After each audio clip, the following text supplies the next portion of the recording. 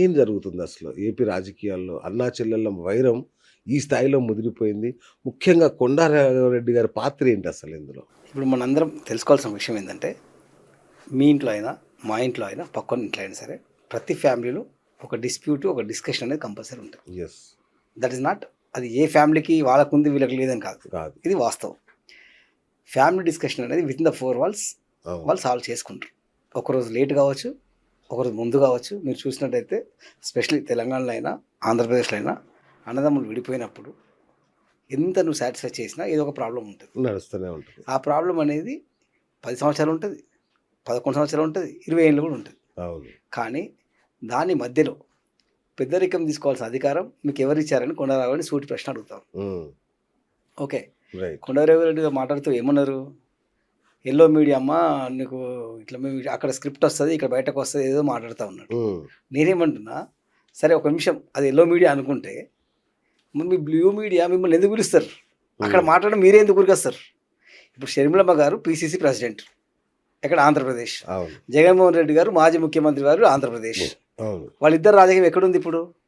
ఆంధ్రప్రదేశ్లో ఉంది, అంతే కదా? అవును. సో ఇప్పుడు నేను మాట్లాడుతున్నా అంటే నేను కాంగ్రెస్ పార్టీలో ఉన్నా, Yes.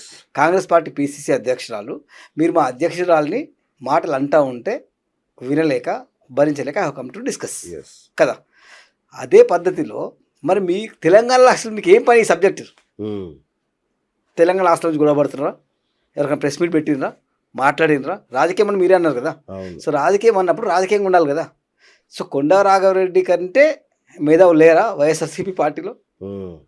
అంటే ఎంతమంది ఉన్నారు? అంటే షర్మిలక్క గారిని చూసిన ఉన్నారు, జగన్మోహన్ రెడ్డి గారిని చూసిన వాళ్ళందరూ కాకుండా మరి మీరు వై? అంటే ఆయన ఎవరికన్నా కోవర్ట్గా అన్న మారారా? అంటే నేను ఏమంటానంటే, ఇప్పుడు ఆయన పెద్ద మనిషి, మనకు మాట్లాడి నోరు జాడడం ఇష్టం లేదు. రైట్. ఆయన పద్ధతిలో ఆయన మెలగాలి. నిజంగా మీరు అన్నట్టు ఆయన చెప్పుకుంటున్నట్టు నేను వైఎస్ఆర్ వీరాభిమానిని, వైఎస్ఆర్ ఫ్యామిలీ నా కొడుకు లాంటిది, నా బిడ్డ లాంటిది అని ఆయనే మాట్లాడిండు. నాకు 2 కన్నులు అని మాట్లాడిండు. మరి ఈరోజు ఒక కన్ను ఏమైంది? అవన్నీ గుర్తుపెట్టుకోవాలి కదా మాట్లాడినప్పుడు. రైట్. మాట్లాడిన రోజు వాస్తవానికి మనం ఇప్పుడు ఆయన దీని గురించి మాట్లాడి ఆయన పెద్ద చేయాల్సిన అవసరం లేదు. సబ్జెక్ట్ వెరీ క్లియర్ అండి. రైట్. ఇక్కడ ఏంటంటే వాళ్ళ ఫ్యామిలీ మ్యాటర్ వాళ్ళ ఫ్యామిలీ చూసుకుంటారు.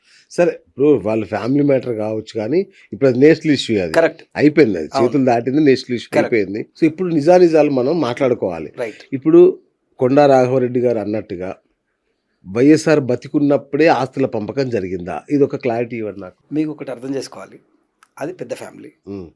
ఫ్యామిలీలో కుటుంబ సభ్యులు అనేటోళ్ళు విజయమ్మ గారు, రాజశేఖర రెడ్డి గారు, జగన్మోహన్ రెడ్డి, షర్మిల గారు, అంతే. వాళ్ళు 10 మంది ఏం లేరు. అవును. మిగతా వాళ్ళంతా మనం బయటకు వెళ్ళి మాట్లాడే వాళ్ళమే, అంతే. ఎవరైనా మాట్లాడి ఎగ్జాక్ట్లీ. అది they know internally. Suppose for example ఈ రోజు ఆ ఫ్యామిలీకి పెద్ద దిక్కు ఎవరండి? విజయమ్మ గారే. విజయమ్మ గారి తర్వాత ఎవరు? జగన్మోహన్ రెడ్డి, జగన్. తర్వాత షర్మిల గారు. షర్మిల గారు. ఆ నలుగురు కాకుండా 5వ వ్యక్తి ఎవరికి తెలుస్తుంది అంటారు నేను ఆస్తుల గురించి. అంటే No, no, I'll come Vijayamma to గారు point. బహిరంగంగా No, no, ప్రకటించారు కదా. I'll come to point. Vijayamma గారు ఇప్పుడు మాట్లాడే ఎపిసోడ్ ప్రజెంట్ ఎపిసోడ్. రైట్. అంటే వీళ్ళ బాధ భరించలేక, Right. వీళ్ళు మాట్లాడే విధానం తట్టుకోలేక, రియాలిటీ ఇదమ్మా, షర్మిల గారికి రావాల్సిన ఆస్తి షర్మిల గారికి రావాలి, జగన్మోహన్ రెడ్డి గారు ఒప్పుకున్నాడు అని చెప్పిండు కదా. మనందరం దానికి కట్టుబడి ఉందాం. ఇక్కడ మాట్లాడేది ఏంటంటే, ఈ రోజున కొండా రాఘవరెడ్డి ఏదైతే మాట్లాడుతున్నారో, రాఘవరెడ్డితో పాటు ఇంకొక ఎమ్మెల్యే మాట్లాడారు, ప్రొద్దుటూరు ఎమ్మెల్యే మాట్లాడారు. వాళ్ళిద్దరు ఒక జవాబు చెప్తాను నేను. వాళ్ళిద్దరు మాట్లాడినప్పుడు ఆలోచించుకోవాల్సిన విషయం ఏంటంటే, ఈరోజు ఒకవేళ ఏ నిమిషం కోసం కూడా నిజంగా రాఘవరెడ్డి గారు నేను వైఎస్ఆర్ సిపిలో నాకు పోస్ట్ ఉందో, లేకపోతే ఆయన పర్సనల్ అడ్వైజర్ ఏదో అని చెప్పుకోగలిగితే, లేదు ప్రొద్దుటూరు ఎమ్మెల్యే ఆయన ఎమ్మెల్యే వైఎస్ఆర్ సిపి నుంచి, వాళ్ళిద్దరు ఏదో మాట్లాడుతున్నారంటే, వాళ్ళు నిలబడ్డరు అంటే దానికి కారణం వైఎస్ షర్మిల గారు. ఓకే. షర్మిల గారు లేకపోతే, రైట్, షర్మిల గారు పాదయాత్ర చేయకపోతే మీ పార్టీ ఎక్కడుంది? మీరు ఎక్కడున్నారు? లేరు కదా. ఎన్నో కష్టకాలాల్లో పార్టీ జగన్మోహన్ రెడ్డి గారి సమస్యలలో ఉన్నప్పుడు ఒక చెల్లెలాగా ఎంత బాధ్యత వహించానో అంత బాధ్యత వహించి ఇంత పెద్ద రాజకీయ సంక్షోభంలో కూడా పార్టీ నిలబెట్టగలిగింది. ఆ నిలబెట్టిన నాయకురాలు ఎవరు? షర్మిల గారు కాదా? రైట్. సో అంటే ఈరోజు మీరు ఆ జెండా పట్టుకోవాలంటే కారణం షర్మిల గారు. మీరు షర్మిల గారు తిడతారు. అయితే మరి ఇవన్నీ చేశారు కాబట్టి జగన్ గారు తన వాటా నుంచి 230 కోట్ల రూపాయలు చెల్లికి ఇచ్చాడు గిఫ్ట్గా. ఏది వాటా కాకుండా. కొండా రాఘవరెడ్డి గారు పిలిచి సాక్షి సంతకం పెట్టించిండా రాఘవరెడ్డి గారితో? నేను మా చెల్లెకి ఇస్తున్నా, నువ్వు సంతకం పెట్టని చెప్పిండా? ఉంటే రేపు చెప్పండి, నేను క్షమాపణ చెప్తాను. ఓకే. అంతే కదా. మీరు అన్నది ఇప్పుడు ఏంటంటే ఆయన చెప్తున్నారు కదా, ఇది ఇంత ఇచ్చారు, కోట్లు ఇచ్చారని చెప్తున్నారు కదా. ఇచ్చినప్పుడు మరి ఈయన ఉన్నాడా అనేది ఒక క్లారిటీ. ఫర్ ఎగ్జాంపుల్, ఓకే, మీకు చెల్లి ఉంటే మీరు ఇవ్వకపోవచ్చు, ఉమ్, మీకు ఆ మనసు లేదు. జగన్మోహన్ రెడ్డికి చెల్లుంది కాబట్టి ఇచ్చుకుంటా అనుకో, అది నీకేం నొప్పి అంటున్నాను అనేది. ఉమ్, ఆ సమస్య నీది కాదు కదా. కరెక్ట్. ఈరోజు శర్మ గారు ఫైట్ చేస్తుంది దేనికోసం? ఇప్పుడు ఇంత మాట్లాడే రాఘవరెడ్డి గారు, ఆ ఎమ్మెల్యే గారు ఏం మాట్లాడాలి? వాస్తవానికి రివర్స్. వాళ్ళు ఎలా మాట్లాడాలంటే, అయ్యా నువ్వు కష్టకాలం ఉన్నప్పుడు నీ పార్టీ నిలబెట్టింది మీ చెల్లమ్మ, ఉమ్, అయ్యా నువ్వు కష్టకాలం ఉన్నప్పుడు ఫ్యామిలీ మొత్తం రోడ్లో ఉన్నా సరే ఎవరు మాట్లాడే పరిస్థితి లేకపోతే కూడా శర్మ గారు ఒక జగనన్న బాణం లాగా ముందుకు వచ్చి నేను నిలబెట్టింది, నువ్వు చెల్లిని చూసుకోవాలని మధ్యవర్తిత్వం వహించాలి, ఉమ్. చెప్పాలి. కానీ పుల్లలు పెడతారా అనేది మా ప్రశ్న. అదే అంటే ఇప్పుడు జగన్ గారు షర్మిల ఆస్తులు అడగలేదు ఎప్పుడు అనే మాట అంటున్నారు కదా, ఏంటి అసలు ఆ క్లారిటీ? మీరు అర్థం చేసుకోండి, ఈ రోజు వరకు అంటే మనకున్న ఈ తెలుగు 2 రాష్ట్రాలలో కూడా అవును. ఎవరైనా చెల్లె దగ్గర ఆస్తి తీసుకుంటారా? ఉహుం, తీసుకోరు. పోనీ అడుగుతారా? అంటే ఇప్పుడు ఐల్ కమ్ టు పాయింట్. అంటే మనం ఇప్పుడు talk emotion, Correct. Any family అంతే కదా, మీ ఫ్యామిలీ అయినా నా ఫ్యామిలీ అయినా మనం చెల్లెకి ఆస్తి ఇస్తాం తప్ప ఆస్తి తీసుకుంటామా? అస్సలు సవాలు లేదు. ఇది ఎంత మూర్ఖమైన క్వశ్చన్ అంటే, అడగలేడు అంటే ఆయన అడగలేడు, ఎందుకు అడుగుతాడు? మీరు కావాలని మసాలా యాడ్ చేసి దీన్ని లొల్లి పెడతా ఉన్నారు, పెద్దగా చేస్తూ ఉన్నారు. ఓకే.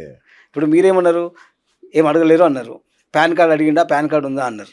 అంటే మీరు ఎంత సిలిగా ఉంటుంది అంటే మాట్లాడితే, అమ్మ నీకున్న ఫ్యాక్టరీలలో మేము నీ పాన్ కార్డ్ అడిగినామా, నీ పాన్ కార్డు ఉందా అన్నాడు. మేము అదే కదా మా ప్రశ్న, మా పాన్ కార్డు అడగలేవు, మాకు గుర్తింపు ఇవ్వలేవు.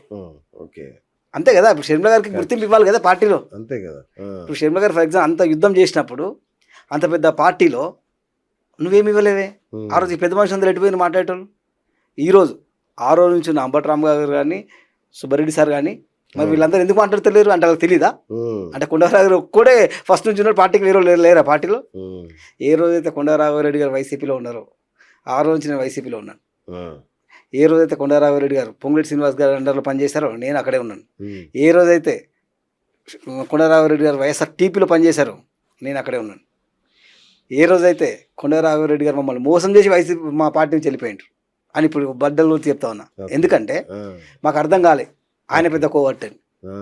ఎందుకంటే అరే నిన్ను తెలంగాణ రాష్ట్రంలో వైఎస్ఆర్సీపీ అయిపోయిన తర్వాత, అంటే అయిపోయింది అంటే 2 విభజించినట్టు కదండి, రాష్ట్రాలు విభజించారు, సిస్టర్ ఇటు సైడ్ ఉంది, బ్రదర్ అటు సైడ్ ఉండు. నువ్వు అప్పుడు ఏ సైడ్ తీసుకున్నావు? బ్రదర్ సైడ్ కాదు, చెల్లె సైడ్ కదా నువ్వు ఉన్నది. రాఘవరెడ్డి గారు చెల్లె సైడ్ కదా ఉన్నది. ఫస్ట్ వైఎస్ఆర్సీపీలోనే ఉన్నాడు కదా. ఫస్ట్ వైఎస్ఆర్సీపీ ఉన్నాడు, అయిపోయింది పార్టీ, గ్యాప్ వచ్చింది, అయిపోయింది. ఇక్కడ తెలంగాణలో స్టార్ట్ అయింది పార్టీ.